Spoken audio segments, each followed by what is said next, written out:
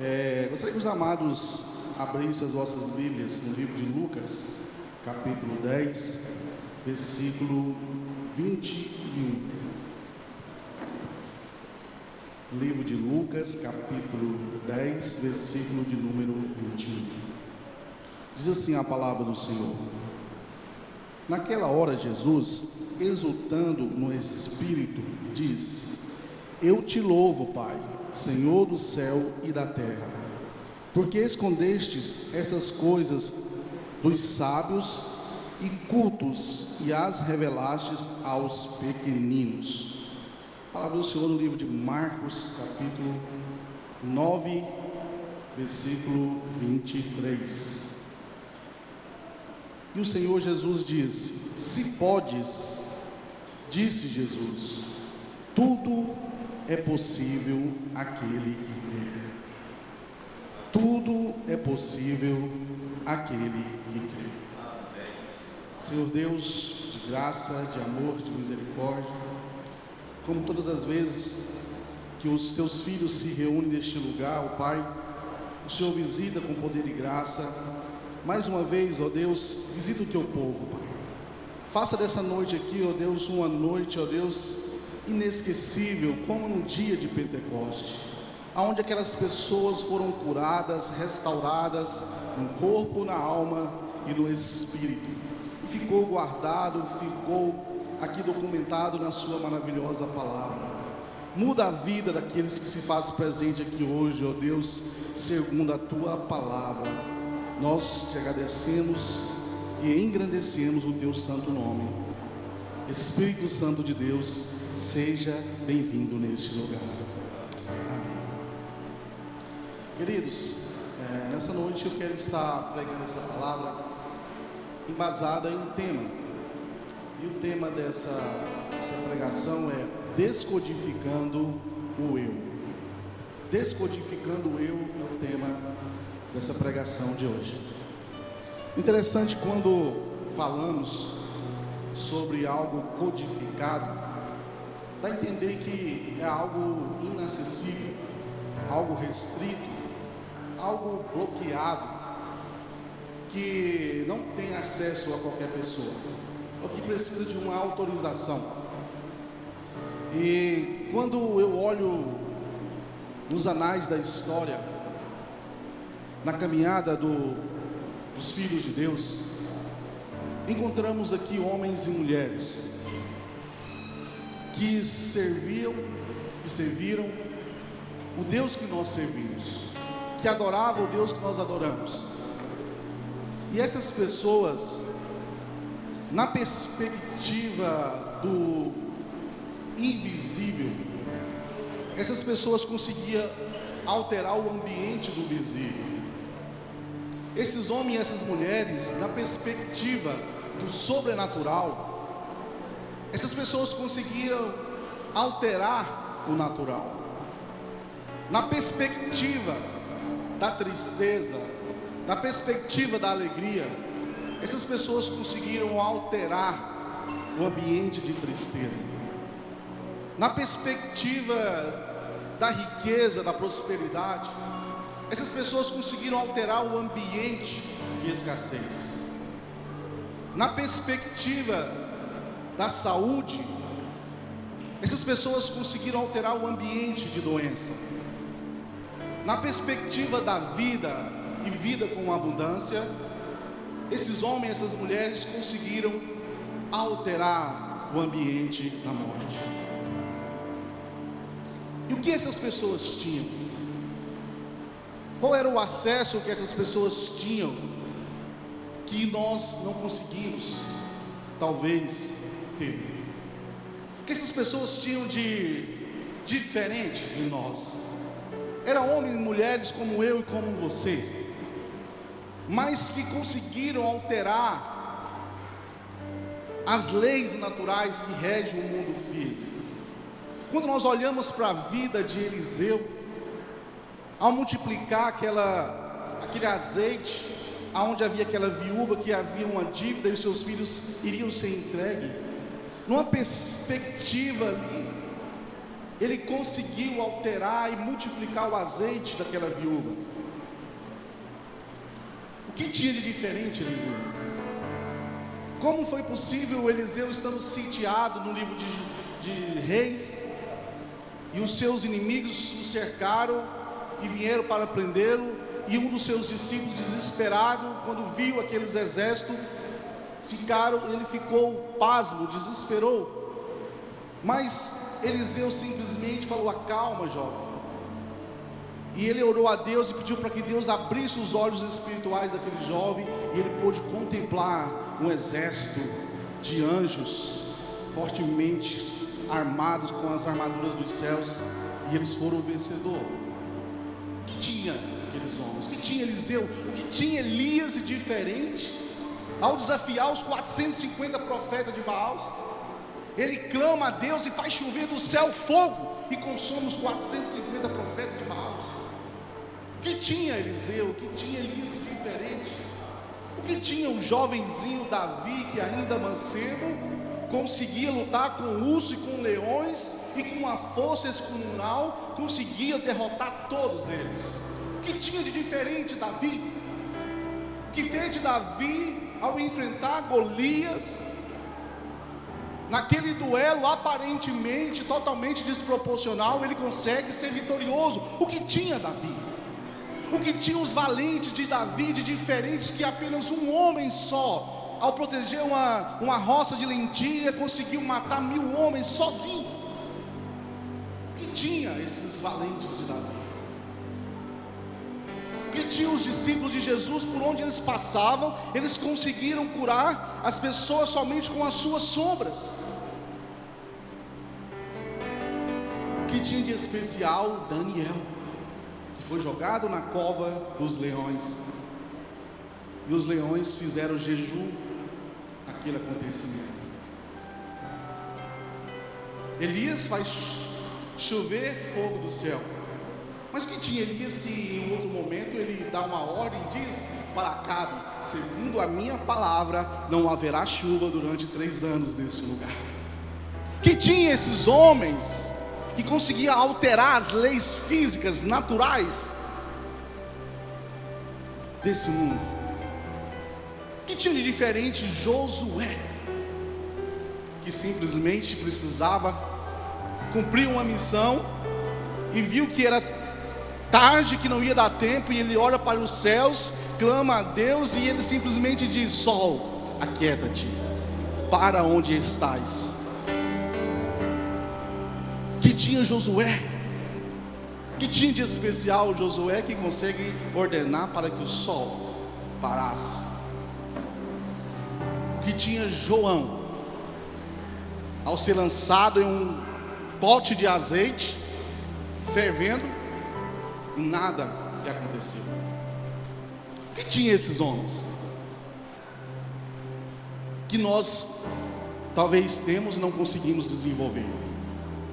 Qual era o que estava oculto neles? Qual era o código? O que está codificado ou descodificado? O que nos bloqueia de acessar o que esses homens fizeram? Mas talvez a sua mente, talvez crítica, e às vezes começa a dar uma desculpa: mas Moisés abriu o mar vermelho. Por que era Moisés? Josué foi aquele que um dos espias, somente 2 conseguiu adentrar. Mas Eliseu recebeu a capa de Elias e blá blá blá. Mas o que dizer dos 70 discípulos de Jesus? Livro de Lucas, capítulo 10, ele relata a história dos 70 discípulos de Jesus. Não eram os 12, não era a linha de frente somente de Jesus, mas ali havia 70 discípulos, homens e mulheres anônimos, como eu e como você, que recebem então um convite de Jesus.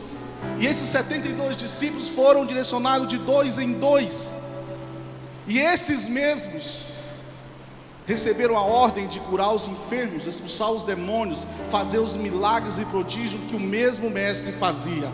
E aqueles homens e mulheres simples como eu e como você conseguiram efetuar tal feito. O que tinha os 70 discípulos? de especial que nós não temos, que precisa ser desbloqueado? Será que nós, por sermos a imagem e semelhança de Deus, não somos talvez seres ilimitados? O que falta nós descobrir? O que falta nós entender, descodificar para acessar essa essência que transforma? O que nós precisamos entender para nós poder desbloquear, descodificar o nosso eu, talvez esse poder, essa grandeza que habita dentro de nós? E a pergunta que eu fiz a Jesus, e Ele me respondeu algumas coisas que eu irei compartilhar na noite desse dia. Para poder responder algumas perguntas, como descodificar, precisamos responder duas perguntas antes: o que e o porquê, para depois encontrarmos o como. O que? O que nós precisamos entender para descodificar, desbloquear, talvez trazer à tona toda essa graça? Precisamos entender do que nós somos feitos. O que somos nós? Porque muitas das vezes nós perguntamos, pastor, quem sou eu? Não, a pergunta antes é: o que sou eu? O que é você? Você precisa se conhecer, entender a sua estrutura, a sua natureza. E o que você é? Você é um ser complexo. Você não é um ser simples. Você é um ser agrupado de um corpo, de uma alma e de um espírito. Nós somos seres triunos. E pelo fato de nós sermos corpo, alma e espírito, o nosso corpo tem o poder de tocar o mundo físico. A nossa alma toca as nossas emoções. E o nosso espírito tem o poder de alcançar um mundo invisível, um mundo sobrenatural. Precisamos entender o que somos: corpo, alma e espírito. O corpo permite que o espírito toca o que é físico aqui dessa terra. O seu corpo, através do seu corpo, o seu espírito, a sua alma, pode locomover, pode comer, pode beber, pode tocar o que é físico aqui dessa terra. Assim nós podemos entender que através do corpo físico de Jesus, o Espírito Santo de Deus pôde habitar nessa terra. Os homens pôde abraçar a Deus, pôde sentir o cheiro de Deus através do corpo de Jesus. O Deus que os homens não podiam ver, não podiam tocar, através do corpo de Jesus, eles teve acesso. Eles tiveram acesso ao corpo. Através do corpo, o Espírito de Deus se manifestou no corpo de Jesus. Então, várias vezes eles dizem: o Pai e eu somos um. E através do corpo, os homens teve o privilégio de tocar, de sentir, de abraçar. Maria Madalena teve o privilégio de, pelo fato do corpo físico de Jesus, Maria Madalena, ela teve a honra de pegar um vaso de alabastros e poder adorar o Deus Todo-Poderoso através do corpo de Jesus. Isso é libertador. Isso é maravilhoso, queridos. E o próprio Isaías, ele mesmo anunciou como seria isso. Ele diz que através de uma virgem, Isaías 7,14, eis que uma virgem dará luz a um menino que chamará Emanuel, quer dizer Deus conosco. O Isaías havia anunciado que isso iria acontecer. E o apóstolo João, ele descreve isso de uma forma simples. E ele simplesmente diz: o verbo se fez carne. Mas aí o apóstolo Paulo, escrevendo aos Colossenses de uma forma poética, ele diz: eis que o meu Deus, sendo Deus, não tentou ser somente igual a Deus, mas abriu mão da sua forma, da sua glória, humilhou-se a si mesmo e desceu a essa terra e morreu morte de cruz, para que toda língua se dobrasse e entendesse que Jesus Cristo é o Senhor, que debaixo da terra, na terra e no céu entendesse que Ele era o Filho de Deus. A nossa alma, queridos, é o centro das nossas emoções. Somos um ser triuno. E Davi, ele cuidava muito da alma dele, porque uma alma batida, uma alma tristonha leva à depressão. Uma pessoa depressiva tira a sua vida. Aí Davi, entendendo o cuidado que ele tinha que ter com a sua alma, em momentos de tristeza, momentos que ele não estava muito feliz, ele estava abatido, ele diz: por que estás abatido, ó minha alma? Por que perturbas dentro de mim? Confia em Deus, espera em Deus, e Ele virá. Ele sabia conduzir a atmosfera. Ele tinha entendimento que a sua alma não poderia padecer, porque o próprio Jesus diz: do que vale o homem ganhar o mundo inteiro e perder a sua alma? Do que vale o homem ganhar o mundo inteiro e perder a sua alma? E muitos estão perdendo a sua alma. A depressão tem tomado a alma de muitas pessoas, tem dado cabo à sua própria vida. E não vale as riquezas somente desse mundo se perder a sua alma. O que dizer do Espírito? Jesus, quando ele vai para o Getsemane orar, capítulo 26 de Mateus, e ele pede para que os discípulos orassem com ele, mas eles dormem. Jesus acorda e diz: fica atento, porque o espírito está pronto, mas a carne é fraca. Então o espírito, ele é pleno, ele se completa. O espírito está pronto, e pelo fato do espírito estar pronto, é ele que tem que conduzir a nossa vida. Nós somos um ser de corpo e alma e espírito, e eu entendo que esses homens conseguiram o que eles conseguiram, porque eles conseguiram conectar o seu corpo, a sua alma em um só objetivo, juntamente com o seu espírito. Quando você direciona seu corpo, sua alma e seu espírito somente para o foco principal, que é Deus, o sobrenatural acontece. O difícil é que muitas vezes nós estamos perturbados, não entendemos. O corpo quer ir para a direita, a alma quer ir para a esquerda, o espírito quer ir somente para cima. E nós não entendemos, há uma confusão dentro de nós. E muitas das vezes nós entramos até mesmo em desespero, não conseguimos entender. Então o que somos? Corpo, alma e espírito. Porque, irmão, qual o propósito, qual o objetivo de descodificar, desbloquear, trazer à tona toda a graça, todo o poder, toda a misericórdia, todo o entendimento que esses homens tiveram no passado? O principal deles, queridos, o principal de descodificarmos, desbloquear, entender a nossa natureza, que pode orbitar entre os três mundos, é simplesmente uma só.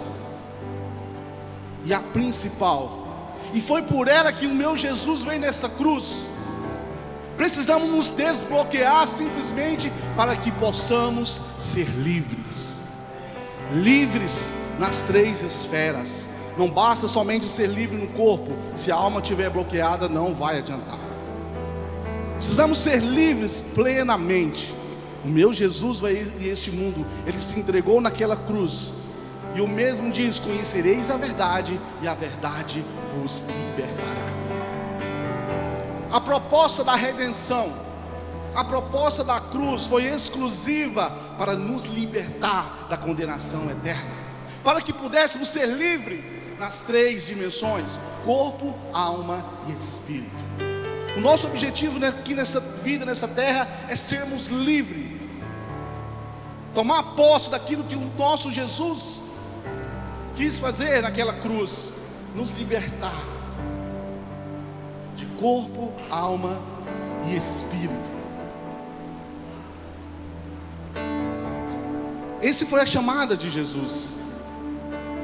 E quando nós olhamos para a Bíblia, nós vamos encontrar inúmeros relatos de Jesus libertando pessoas nas 3 esferas. Olha para a passagem onde Jesus está pregando em Cafarnaum, e 4 homens abrem o telhado porque a sala estava cheia. Jesus estava pregando, estava lotado, estava gente saindo pela culatra. E 4 amigos abriu o telhado e desceu um homem enfermo, paralítico. E naquele momento Jesus liberta do corpo. Ele tinha uma enfermidade e automaticamente ele foi liberto pelo poder, pela graça e pela misericórdia de Jesus. Todos que encontravam com Jesus eram libertos em uma área ou em várias áreas. João capítulo 4 relata a história da mulher samaritana. Uma mulher que estava com a alma conturbada, perturbada. Ela havia tido 5 maridos, o que ela tinha agora não era dela. E havia uma confusão na alma dela, na mente dela. E ela se depara com um libertador, com o nosso Redentor. No poço de Jacó, Jesus pede água àquela mulher e ela, sem entender: tu é maluco, eu que sou mulher samaritana, você sabe que nós não se damos, eu nem te conheço, mas tu é judeu, eu sou samaritano. E Jesus, ignorando, disse: mulher, se tu soubesse quem fala contigo, me pediria água e eu lhe daria água viva. A mulher, na sua inocência, não entendeu. Como pode? Aqui é fundo, você não tem um balde, não tem uma corda, tu está maluco, não tem jeito. Mulher, se você beber dessa água, novamente você vai ter sede, mas se você beber da água que eu lhe der, você nunca mais terá sede, porque a água que eu lhe der fará em ti uma fonte de água viva, que jorrará para a vida eterna. Aquela mulher, ela foi liberta, a sua alma foi restaurada. Jesus chegando em Gadara, e ele se depara com uma cena. Ao passar perto de um cemitério, havia 2 homens ferozes, extremamente possessos por espíritos malignos. Homens possuídos, aprisionados com seus espíritos oprimidos por demônios. Mas o meu Jesus veio para libertar de corpo, alma e espírito. Aqueles homens reconheceram Jesus. O que queres, Jesus? Você, filho do Deus Altíssimo, nos perturbar aqui antes da hora? Jesus chegou adiantado e expulsou os demônios daqueles homens, e eles foram libertos de corpo, alma e espírito. Um deles queria perseguir Jesus, mas Jesus diz: fique, dá testemunho, fala o que Deus fez para ti, fomenta o reino de Deus. E assim ele o fez. A proposta da libertação é que sejamos livres nas 3 dimensões. Eu respondi o que? O que somos? Corpo, alma e espírito, para entender o porquê de sermos descodificados. Mas como? Como é possível? Há uma confusão na minha mente, na minha alma. Eu não consigo me entender. E talvez você, muitas das vezes, faz das suas palavras as palavras de Paulo 7,14. O bem que eu quero fazer, eu não faço, mas o mal que eu não quero, eu acabo fazendo. O próprio Paulo passou por situação parecida, que talvez com essa que você está vivenciando neste momento. Mas como descodificar, desbloquear o nosso potencial? E só existe uma forma, queridos, e Jesus deu essa forma. Existe uma forma e é preciso fazer uma coisa. A forma é o conselho que Jesus deu em João 3 para Nicodemos. E esse foi ter com Jesus à noite. Jesus, eu sei que tu vem da parte de Deus, eu sei que tu és sim o Filho de Deus, porque tu fazes milagres e prodígios. Jesus olhando para ele diz: eu sei o que você quer perguntar, Nicodemos, mas é necessário para ti nascer de novo. A única forma de descodificar, desbloquear o nosso eu é nascer de novo. Nicodemos, não entendendo, diz: como é possível regressar ao ventre da minha mãe e voltar novamente a ser criança? Ele diz: Nicodemos, todo aquele que é nascido da carne é carne, mas todo aquele que é nascido do Espírito é Espírito. É como o vento, não sabemos de onde vem, mas ouvimos a tua voz e não sabemos para onde vai. Isso é liberdade. E ele entendeu o como é nascer de novo. Como podemos nascer de novo? Nascer de novo, queridos, requer vários fatores, mas nós precisamos entender, trazer à nossa consciência que nascer de novo, a partir do momento que nós tomamos essa decisão, precisamos instalar, codificar algo chamado fé. Uma sílabazinha só, com duas letras. O nascer de novo é necessário através da fé, e o código chama-se fé.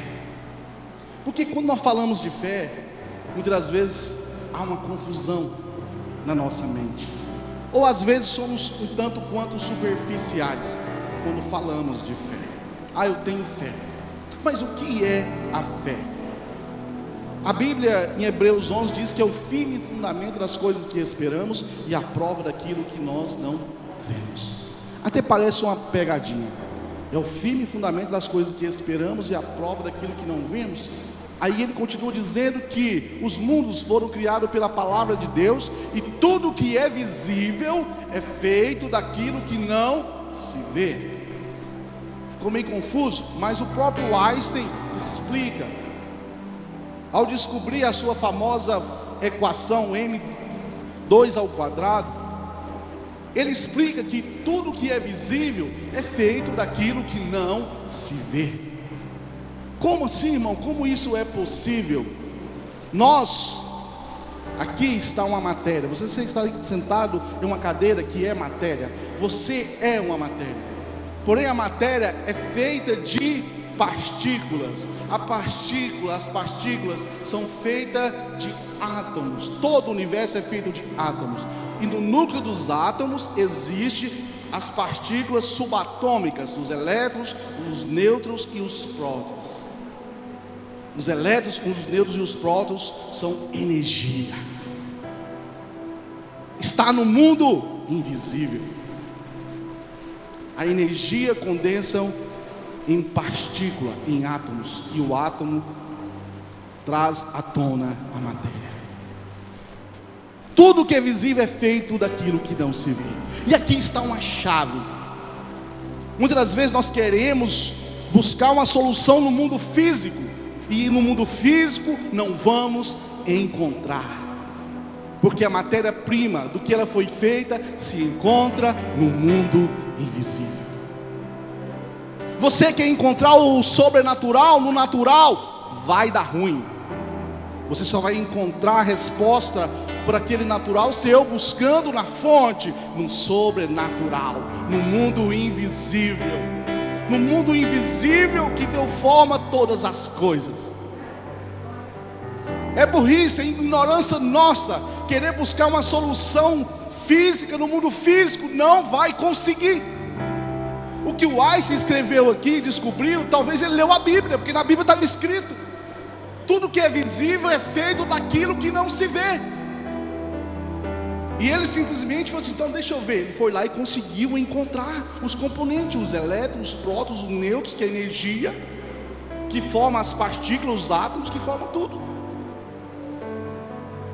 Isso é física, está lá nos livros de física. E a Bíblia já nos falava há muito tempo. Só que existe uma ciência mais contemporânea chamada física quântica, que essa energia, ela se comporta em ondas, para depois se comportar em partícula, e que essa energia, ela tem vida própria, mas a partir do momento que há uma observação humana, ela se comporta em partícula, que se condensam em átomo, que forma a matéria. Está tudo na Bíblia. Está tudo na Bíblia, pastor Douglas. A fé são a junção de elementos. A fé não é algo isolado. Precisamos juntar vários elementos para definir a fé. É o firme fundamento daquilo que não vemos, sim, e a prova daquilo. Mas nós precisamos entender os elementos que compõem a fé. Se eu pudesse, digamos, dar uma nova definição, seria o que? Um estado consciente de ser. A fé, ela é vivencial. Se você, eu tenho fé que isso vai acontecer, isso não é fé, isso é expectativa, é esperança. A fé, ela é vivenciada. Não aconteceu, mas eu já sou, eu já tenho, já é real. Porque a Bíblia diz que tudo que é visível é feito daquilo que não se vê. Isso é fé. Ela é vivenciada. A fé, ela é experimentada no tempo presente, mesmo que aquilo não aconteceu ainda no mundo físico, mas no mundo invisível, aonde procede todas as coisas, no mundo natural, no mundo sobrenatural, já é real, é questão de tempo, vai acontecer. É um estado consciente de ser. O que é a consciência? A consciência é tudo aquilo que você coloca a sua atenção, aonde mora a sua realidade. A sua atenção é voltada pelos 5 sentidos: visão, audição, tato. E quando você começa a exercer os 5 sentidos, você traz à tona a realidade. Vocês estão me vendo, vocês estão me ouvindo, vocês conseguem tocar onde vocês estão. Então aqui está agora a sua atenção. A sua realidade agora, eu creio que todos estão prestando atenção na pregação. Os que estão prestando atenção na pregação, a realidade é essa igreja, é a presença de Deus. Mas talvez tenha alguns que estão preocupados com amanhã, com as boletas, com as dívidas, com as dificuldades. Aí a sua realidade está lá e não aqui. Que a realidade é onde está a sua atenção. Aonde está a sua atenção? Se você não está gostando da vida que você tem vivido, é porque a sua atenção está no lugar errado. Coloque a sua atenção em Deus, porque dos céus virá o nosso socorro. É dos céus, é do invisível, mas real.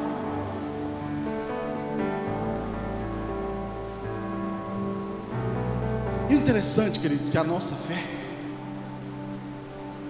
ao mesmo tempo, quase que questão de segundos, minutos, horas, a nossa fé, ela é ativada e desativada. Como é possível isso, irmão? Pedro, ao andar por cima das águas, ele ativa a fé e ele dá alguns passos sobre as águas. Mas a circunstância, o ambiente, faz com que Pedro desativa a sua fé. Então ele começa a afundar. Muitas das coisas nós não conseguimos porque nós não mantemos a nossa fé ativada. O código fé, ele precisa estar 100% ativado. Eu falei para vocês que a fé é a soma de sentimentos que define a fé. Então eu vou para a parte prática da fé. Veja bem, como é que você ativa a fé? A fé, ela é a soma de vários elementos, de vários sentimentos. Eu vou citar alguns aqui que ativam a sua fé e mantém ela ativada. E eu vou provar na Bíblia. Para você ativar a sua fé, na maioria das vezes, é necessário um desejo. O desejo é algo tão arrebatador, tão poderoso, e nós fazemos muito pouco uso dele. O desejo, ele é tão poderoso, ele é tão arrebatador, porque ele é uma promessa. E o meu Deus não é homem para mentir. Aquilo que Ele promete, Ele cumpre. E quando há um desejo ardente, vai acontecer. Porque o meu Deus diz assim, eis que eu realizarei o desejo do vosso coração. Isso é promessa. Isso é promessa. E eu fico olhando para aquele paralítico que está às portas daquele tanque em Betesda. Aquele homem estava lá há 38 anos. Mas Jesus começou a me levar na vida daquele homem. E ao falar sobre desejo, Jesus começou a transcender-me até aquele lugar, até a vida daquele homem. E Jesus me mostrou o desejo daquele homem de estar 38 anos à espera de um milagre, à espera do mover das águas. Mas havia um desejo ardente. Havia um desejo ardente naquele homem de ser curado, de ser liberto. E a palavra diz que eis que eu realizarei o desejo do vosso coração. Jesus se aproxima daquele homem. Não fez muitas perguntas, quem é você, onde você mora, como é que você ficou paralítico. Não, Jesus chega diante dele, porque havia uma urgência, o desejo estava ali aflorado. Jesus pergunta, queres ficação? Há 38 anos que tu sofre, queres ficação? Eu não posso, Jesus. Eu não posso, é o meu desejo. Todas as vezes que eu tento adentrar nesse tanque, vem alguém e entra antes de mim. Mas o desejo ali estava escrito na alma daquele homem. Jesus se faz presente neste lugar. Ele está visitando os desejos aqui nessa noite. Ele não é homem para mentir. Eu profetizo que você não vai sair dessa noite sem ter o seu desejo cumprido. Porque a palavra diz que Ele realizará o desejo do vosso coração. A fé, um dos sentimentos que compõe a fé é o desejo. Mutuamente com uma ação. Porque a fé sem obra é morta. Necessário uma ação. Ação de pensamento. Você pode pensar, você já está agindo. Uma ação física de se locomover ou pedir alguém para que te ajude. Isso é ação. Quando você age, quando você dá os primeiros passos, quando você se coloca em movimento, o meu Deus começa a te guiar. Ele começa a te guiar. É necessário uma ação. Um dos componentes que compõe a fé é o desejo, é a ação, é o profetizar. As nossas palavras são poderosas. Das nossas palavras provém a bênção e a maldição, a vida e a morte. As nossas palavras têm poder. Todos que têm fé têm um desejo. Ele age mediante as circunstâncias. E a todo tempo ele profetiza. Assim como Ezequiel no vale de ossos secos, que é levado a um vale que estava sequíssimo, sem vida. E Deus pergunta a Ezequiel: filho do homem, poderão reviver estes ossos? E ele simplesmente diz: tu sabes, Senhor. Naquele momento, queridos, o Senhor Deus diz para ele: então profetiza. E eu perguntei a Deus: por que, Deus? Por que do Senhor indagar Ezequiel para que viesse profetizar? Porque a palavra de Deus diz: tudo aquilo que você ligar no céu será ligado na terra. Tudo aquilo que desligar no céu será desligado na terra. E quando você profetiza, você liga aqui na terra, está ligado aqui na terra. É o profetizar. Está ligado na terra. Então, veja bem, a fé, ela é feita de vários componentes, sentimentos, desejo, ação, profetizar e pedição. Aqui está um dos maiores segredos: o pedir. Porque quando você profetiza, você liga aqui na terra, mas quando você pede a Deus, é ligado no céu. Jesus diz assim: todas as coisas que pedires em meu nome, crendo, já recebeste. O fato de você pedir já está ligado no céu. Daniel, na campanha de 21 dias de oração, no último dia o anjo visita Daniel e diz: pois bem, Daniel, eu ouvi o teu clamor no primeiro dia que pedistes.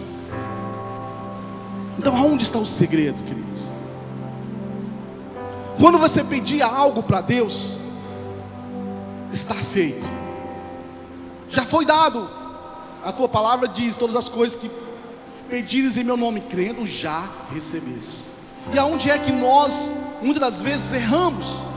É que nós ficamos parecendo aqueles meninos mimados. Já pensou você ter um filho e ele fala assim: filho, pai, tem como o senhor me dar uma bicicleta? Aí você fala: filho, sim, eu vou te dar uma bicicleta. Quando, pai? Dia tal, mês que vem, dia 10 do mês que vem. Beleza. Aí quando for amanhã, o seu filho volta de você de novo: pai, me dá uma bicicleta? Eu já falei, filho, é o mês que vem. Aí no outro dia ele pede de novo, e no outro dia pede de novo. É chato. Você anula a fé. O que é a fé? Não é o firme fundamento das coisas que esperamos e a prova daquilo que nós não vemos. Então o pedir, queridos, é só uma vez. Você não precisa ficar pedindo a mesma coisa a Deus. O que eu faço então, irmão, se eu não recebi ainda? Aí você vai selar. Você vai selar através da gratidão. Oh, glórias! Um milagre precede a gratidão. Não precisa pedir duas vezes, é agradecer. Quando você for orar, ora: pai, obrigado pela bicicleta que o Senhor me desse. Estou ansioso para que ela venha. Eu sei que o Senhor já me deu, mas se puder acelerar um pouquinho, eu vou agradecer, mas seja feita a tua vontade. É agradecer todas as vezes a Deus. Não precisa ficar pedindo, é um agradecer. Porque, queridos, os milagres de Jesus, Ele nos ensinou. Na multiplicação dos pães, aonde Ele pega 5 pães e 2 peixinhos, antes de alimentar aqueles 5.000 homens, Ele pega aqueles elementos, eleva para os céus e diz: pai, graças eu te dou. Oh, glória! É agradecer. Porque o agradecer, você está cumprindo o firmamento daquilo que esperamos e a prova daquilo que não vemos. O agradecer é o selo. O Senhor me deu, obrigado, pai. Quando você agradece, queridos, Deus fala: Ele está agradecendo. Eu não dei ainda, não é possível. Toma o seu milagre. É seu. Mas falta mais um, queridos. Eu citei que nós somos seres transcendentes. Nós podemos transcender. O que é transcender? É transmutar para outras dimensões. Preste bem atenção, nós vamos entender como heresia. O que é algo transcendente? Nós somos seres de corpo, alma e espírito. Nós somos seres que podemos então transitar, orbitar entre os mundos do corpo, da alma e do espírito. E qual que é uma das principais ferramentas que a psicologia, alguns coaches descobriram, que está na Bíblia, mas simplesmente eles têm aplicado e têm funcionado? É a visualização. Quando você deseja, você age, você profetiza, você pede, você agradece, agora você vai contemplar. Aqui está a essência. A contemplação, a visualização visualizar. Eu não estou falando visualizar, é visualização. Visualizar mais ação. Irmão, como isso é possível? Como que eu posso transcender aquilo que você deseja, aquilo que você quer, mas que ainda não chegou? A sua mente, o seu espírito pode transcender para um futuro, e lá você começa a contemplar cada detalhe. Se é uma flor que você deseja alcançar, você ter, vai para aquele ambiente, aquele universo, e começa a sentir o cheiro daquela flor. Se é uma casa que você quer alcançar, que você pediu, agradeceu a Deus, vai para aquela casa e começa a agradecer por cada quarto, começa a sentir o cheiro da tinta, começa a tocar. Se é um carro novo que você quer, se imagina dirigindo. Isso é visualização. E quando você faz isso, você transcende. O seu corpo está ligado ao seu espírito, e automaticamente, quando você experimenta na contemplação, na visualização, automaticamente o seu físico é alterado, porque estão ligados corpo, alma e espírito. Há uma conexão imediatamente. Isso acontece, queridos, de forma positiva e de forma negativa, porque as pessoas usam esse poder ao contrário. Elas vivem no passado, lembrando das tristezas, das amarguras, e ela começa a visualizar, a contemplar o que já passou, e aquelas tristezas, aqueles hormônios deletérios vêm de encontro ao seu ser e desencadeia diversos tipos de doença. É só você alternar a forma. É a contemplação, é a visualização. Sejai-vos transformados pela vossa mente, para que podeis experimentar a boa, perfeita e agradável vontade de Deus. Isso é transformação da mente. O apóstolo Paulo já nos ensinava sobre isso. Mas o que acontece, queridos? Que nós não conseguimos manter a nossa fé ativada no nosso propósito 24 horas por dia. Por que nós ativamos e desativamos? Ativamos e desativamos. Agora eu creio, agora eu estou com dúvida. Por que isso acontece? E há alguns elementos contrários também, que o Senhor me revelou. Essa palavra foi dura, ela foi muito intensa. Eu preguei essa palavra na outra igreja, mas não tem nada a ver com aquela palavra. Deus me deu uma revelação totalmente diferente. E foi uma briga muito intensa, porque Deus me entregou algo muito profundo. O fato de nós desativar a nossa fé e ativar a nossa fé, queridos, quando nós ativamos a nossa fé, quando nós estamos em um ambiente como esse daqui, eu creio, vai acontecer, o milagre vai vir, tal, ou glória. Quando você coloca o pé lá para fora, a circunstância, e vem um dos sentimentos mais devastadores que nos afeta: o medo. O medo, ele vem. O medo, ele faz parte da fé ao contrário. Ele faz com que venhamos desativar a nossa fé. Interessante que a Bíblia tem 365 não temas, um para cada dia do ano, porque o nosso Deus sabe o poder do medo. O medo é paralisante, e aquilo que você acha que não vai dar certo, é bem provável que não vai dar. Aquilo que você acha que não vai conseguir, é bem provável que não vai conseguir. E o próprio Jó, ele consegue entender isso. O próprio Jó, sofrendo disso, ele diz: aquilo que eu mais temia me sobreveio. Ele tinha um medo que algo acontecesse, e aconteceu. O seu medo é a fé no inimigo, o seu medo é a fé ao contrário. E isso faz com que você fica todo o tempo ativando e desativando a sua fé. E quando você desativa a sua fé através do medo, a dúvida te acompanha. E quando a dúvida te acompanha, a reclamação, a murmuração toma conta do seu ser. E aí você fica igual os filhos que saíram do Egito, 40 anos no deserto, rodando, porque estavam murmurando, tinha medo de morrer de fome, de sede, de padecer no deserto. Eles duvidaram de Deus, eles murmuraram, eles reclamaram. Reclamar é clamar por aquilo que você não quer duas vezes. Você continuar reclamando, você está clamando, você está profetizando, é o inverso. O reclamar é o profetizar contra você. Você está jogando um gol contra quando você reclama.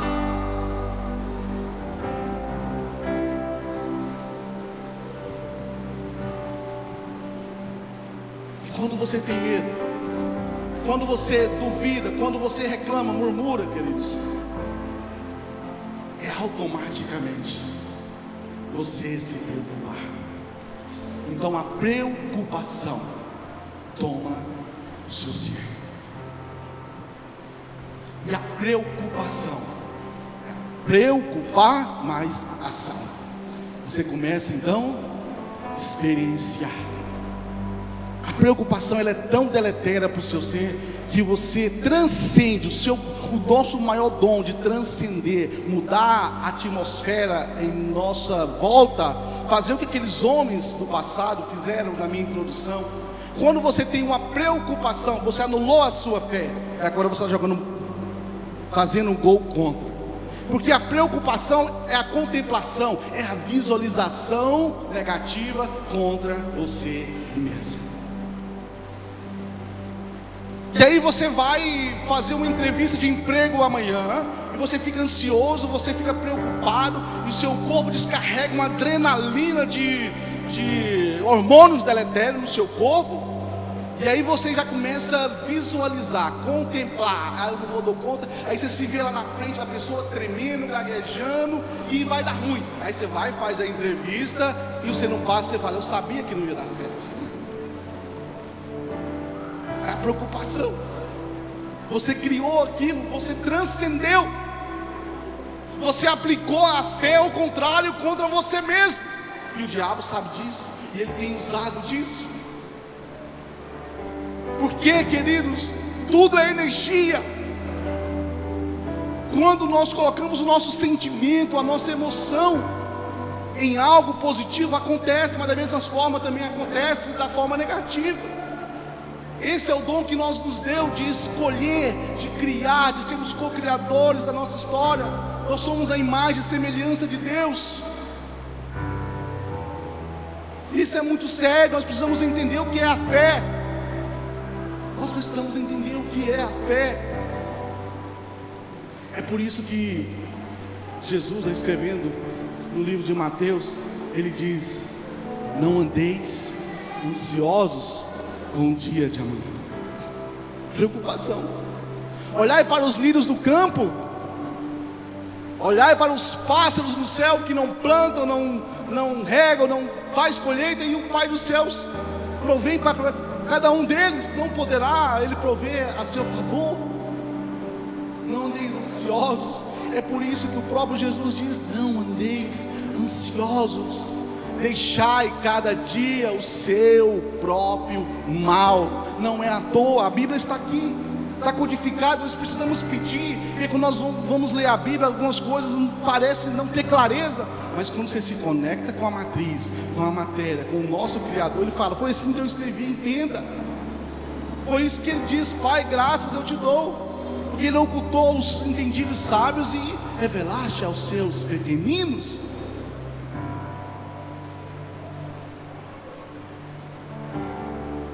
Como descodificar? Nascer de novo. Como isso é possível? O nascer de novo, queridos, da água e do Espírito, é como o próprio Jesus diz: eu farei em ti uma fonte de água viva que jorrará para a vida eterna. Quando nós nascemos de novo e entendemos o poder da fé, é nós estarmos em qualquer lugar. Eu sempre tenho falado para minha esposa, às vezes andando na rua, sabe, um dia de muita dificuldade, eu paro, fecho os meus olhos e consigo sentir o favor de Deus me acolher. Eu consigo sentir a presença de Deus. Eu consigo sentir como estou sentindo a presença de Deus aqui nesse lugar. E aí Deus, Ele faz aquilo que Davi entendia. Davi, em momentos de dificuldade, de desespero, ele diz: ainda que eu ande pelo vale da sombra da morte, não temereis mal algum, porque a tua vara e o teu cajado me protege. Mas o foco de Davi não era no vale da sombra da morte. O foco de Davi era o tu estás comigo. É o tu estás comigo. É algo que nos envolve, que nos completa. Essa essência que está em todo lugar, o Espírito, a onipresença de Deus que está em todo lugar, e ao mesmo tempo que traz cura, que traz libertação, que traz restauração. Ele conseguia controlar o seu ambiente. Em momentos de batalhas impossíveis, ele simplesmente clamava: vós confiais em cavalos e cavaleiros, porém vós tropeçais, mas eu farei menção do nome do Senhor dos Exércitos.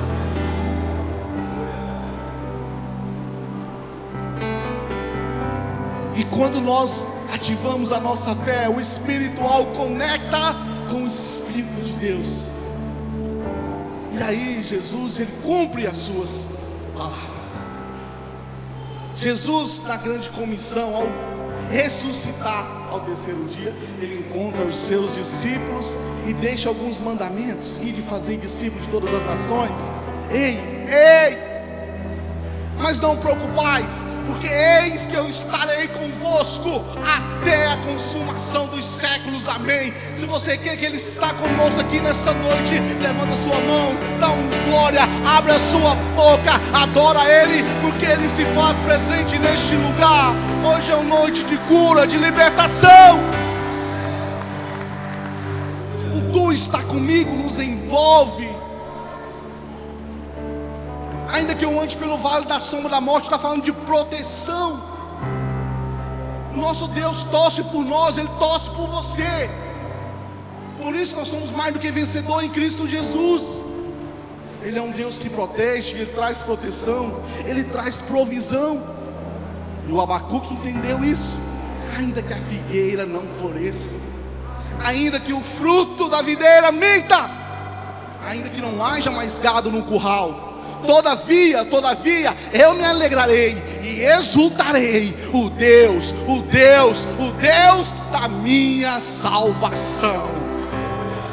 Ele conseguia sentir esse ambiente que nos envolve na noite desse dia. Esses homens fizeram milagres e prodígios, porque eles conseguiram conectar a sua alma, o seu espírito, o seu corpo, com aquele que criou os céus e a terra. Então meu Jesus diz: tudo é possível ao que crer. Aqueles homens mudaram a atmosfera. Josué, Daniel, Elias, Eliseu, eles conseguiram mudar as circunstâncias, porque os seus corpos, suas almas, seus espíritos estavam conectados com Deus que criou todas as coisas. E eles não duvidavam, a fé deles só estava em módulo on. Jamais eles permitiam que a sua fé era desativada. É um Deus de provisão, mas é um Deus também que nos promove. Porque o nosso maior medo é de sermos abatidos, de sermos ridicularizados. Então Deus vem e nos protege. Nós temos medo da falta, da escassez. Então Ele vem e traz a sua provisão. Mas Ele, através do teu amor, Ele nos leva para debaixo das tuas asas. E Ele nos promove. Assim como uma águia quer que o seu filhinho voe, Ele nos traz debaixo das tuas asas. E assim como estava Gideão, malhando o trigo no lagar, mediante todas as circunstâncias, ele sendo o pequenino da sua tribo, Deus se direciona e diz a ele: varão valoroso, o Senhor é contigo, eu sou contigo. Varão valoroso. Isso é característica de pai. O pai protege, Ele traz provisão, e o Pai promove. Ei, o seu Pai se faz presente nessa noite. Fique de pé em nome de Jesus.